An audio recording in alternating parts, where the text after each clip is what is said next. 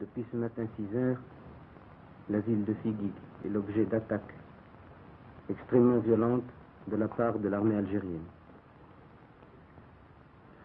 Les troupes algériennes, d'après les derniers renseignements qui nous sont parvenus, ont pénétré de plusieurs kilomètres sur le territoire marocain,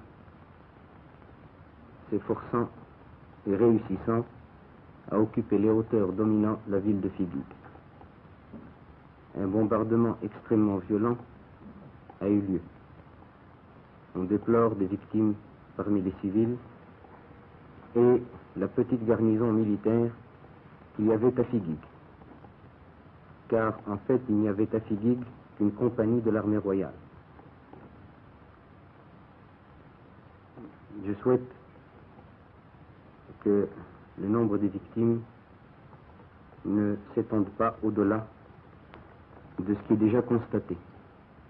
Car c'est à partir de Figuig, justement, d'après tous les historiens, et même les plus mal intentionnés, que les problèmes de frontières commencent.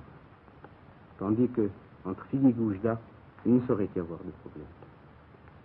On a fait donc tuer des hommes, des femmes, des enfants, des civils et des militaires. Pour quel résultat? Pour que on se retire. Mais l'armée qui a attaqué se retirera.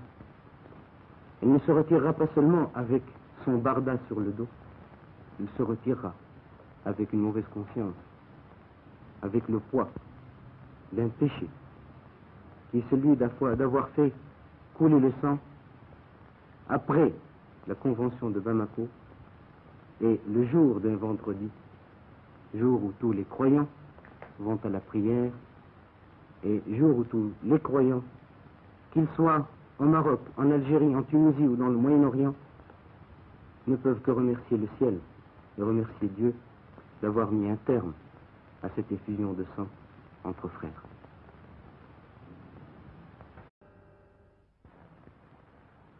Depuis ce matin 6 heures, la ville de Figuig est l'objet d'attaques extrêmement violentes de la part de l'armée algérienne.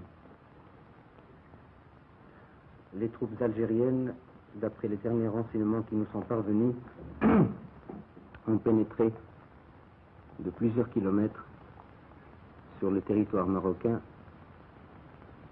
s'efforçant et réussissant à occuper les hauteurs dominant la ville de Figuig.